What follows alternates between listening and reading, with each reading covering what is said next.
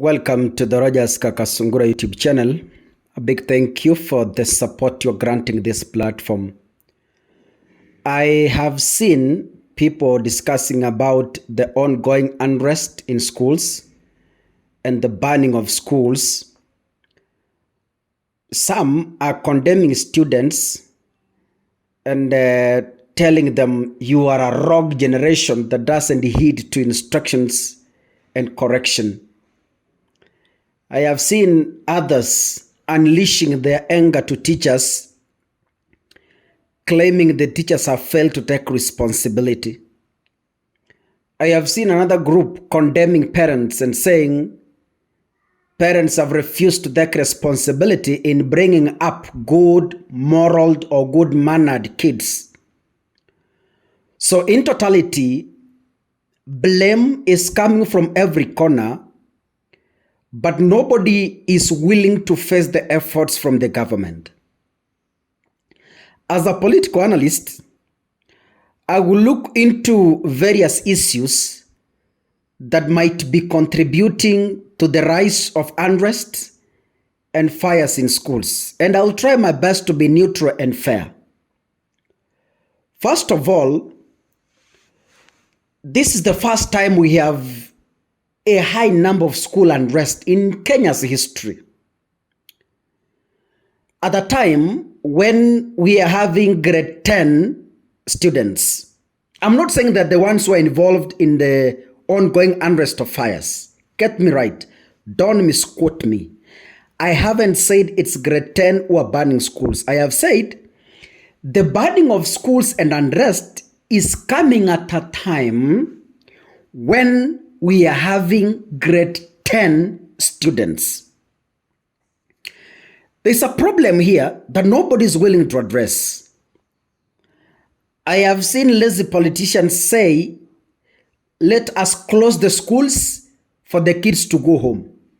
Yes, we are closing schools for the kids to go home. What about when they return? They will again demand for another break. What people are doing, they are treating symptoms of the disease. Nobody is willing to address the root cause of what is happening in schools. A short break for them to go home, that is treating the symptoms. What is seen as the quickest solution to cool down the anger. But once those kids come back again, they will still go back to the roots. They will still go back to the problems. They will still go back to the cause. How I wish that in this particular episode, I will have parents, teachers, and those from government to have a sober mind and listen to this with a critical and fair mind. I am sure that because of the CBC, we had high number of students being admitted to schools. Kwa sababu ya CBC, tulikuwa na schools were forced to take in more than their capacity.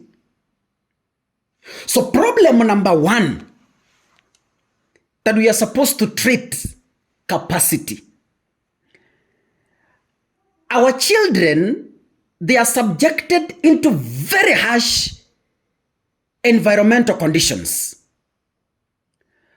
A dorm that was initially carrying 50 students is now carrying 150. A dorm that initially was carrying 200 is now carrying 600. A dorm that was carrying 600 is now carrying 1,500. Kids are subjected into very harsh survival conditions. Schools admitted more than what they could handle. Number one, so our children have nowhere to sleep kwa sababu they are congested. Wamefinywa, they can't even breathe. Imagine a dorm that carries 600 is now carrying 1,500. I want you to imagine, nataka uingie kwa viatu ya hao wanafunzi, uingie kwa viatu. Uliona utumishi girls waliambiwa nyumba waliweka was not even prepared to be a dorm kwa sababu there were no exit doors, there were no exit windows. Ile milango ilikuwa pale was not even prepared to be the doors of a dorm. Students were congested. When schools took more, number one problem, congestion in dorms. Number two, once the school takes in beyond its capacity, it means it will not be able to feed those kids. Poor diet, poor diet. The school cannot provide enough food for those kids. So wanalala njaa. They can't properly feed. They can't properly eat. That's problem number 2. Problem number 3. Wakati wanafunzi ni wengi, more than what the school can handle,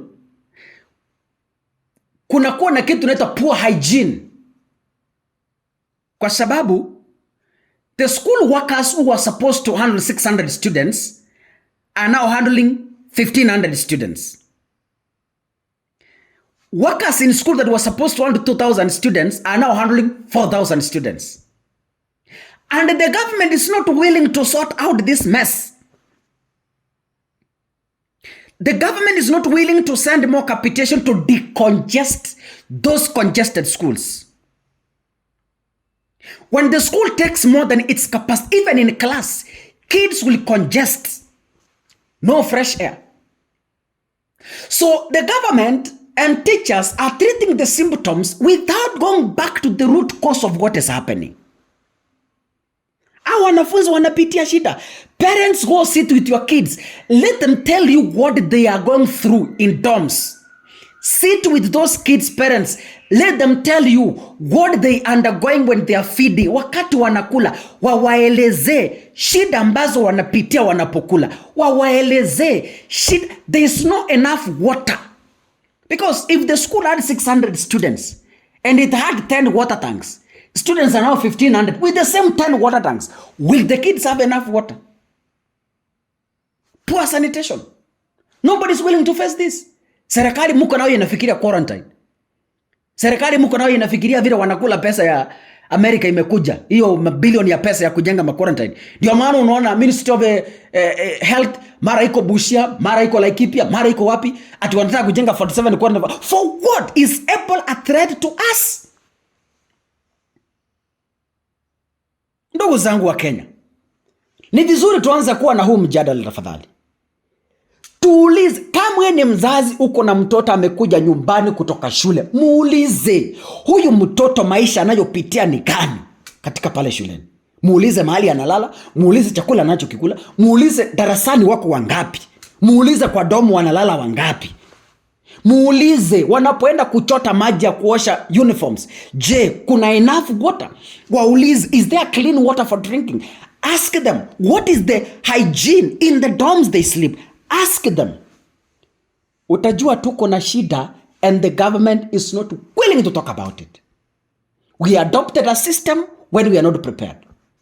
We adopted CBC when we were not prepared. We had no enough facilities. We had no enough dorms. We had no enough facilitation. We had no enough infrastructure. We had nothing. We just jumped into something that we were not ready for it. This is the result. Unless we rethink, unless we begin asking, unless we go back to the roots, yule zitachomwa na zitaisha na watoto watarudi nyumbani. God bless you.